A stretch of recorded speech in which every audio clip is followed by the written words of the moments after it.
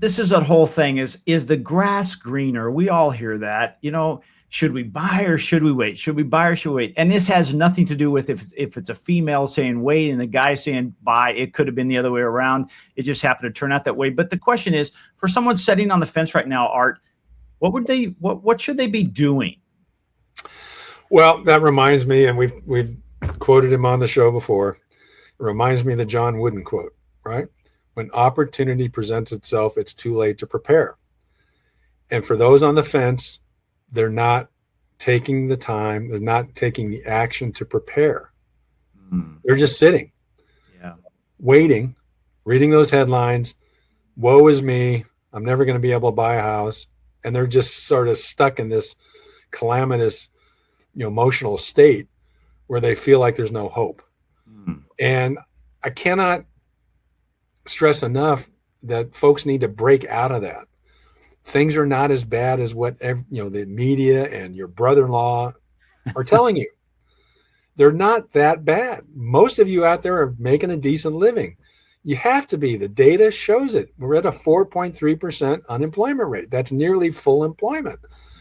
Wages have grown in excess of the inflation rate, even the more recent elevated inflation numbers. So there's been real increases in net wage growth and therefore net earnings. And so what I think folks need to be doing now is they've got to start getting out there, talking to real estate agents, find a good one. There's a lot of good ones out there. I'm involved with a lot of very good agents in our particular association here in Palm Springs. Get with a good agent, get with a good originator. Again, I know a guy, and find out what's really going on and take the steps to at least make a determination from, I hesitate to say experts, a good agent, a good mortgage originator. We can give you the true story. We can tell you precisely what you're going to be capable of doing right now with today's conditions. Take that step and get prepared. Get pre-qualified. I would argue take that extra step, get pre-approved, subject to finding a property. So you're prepared, you're ready to go, and start looking around at the inventory. And if you go all the way to the point of getting prepared to the point of a to be determined underwriting approval, formal approval that we can get for you from a lender, that increases your negotiating power and leverage even more, because you're taking advantage of the current conditions where there's more inventory, more days on market. And if you've got a written approval with the conditions from an underwriter that says nothing more than find the property and get the title information, you've got more negotiating leverage, because you can say, look, I don't need 30 days to close my loan. I just got to get an appraisal and a title report and I can close. That makes you look pretty darn good, even against a cash offer. So I can't stress that enough, is that you got to take advantage of that, get prepared, get pre-qualified, get pre-approved.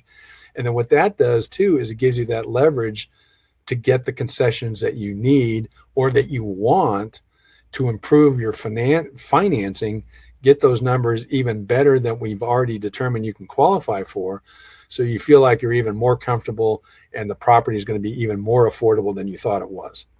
Well, Art, it reminds me of somebody, if they're playing cards and they hold 4 aces in their hand and they're trying to play against somebody who has 1 ace and a couple of 2s, somebody's bluffing and somebody's prepared. It sounds like preparation is the key. And what you said is, hey, get pre-approved. And tell me again, the 3 Ps you said. Pre-approved, pre-qualified, pre-approved, and then take it a next step and get a formal underwriting approval subject to a property. A written approval, not just by a loan officer who says, in my opinion, they're good to go. We can get we can take an application, get you registered with a lender, and get you into formal underwriting. So you've got an ironclad document that says you're available, you're able to buy at this price level, at this loan amount, and you're good to go. We just got to get an appraisal and a preliminary title report, and off you go.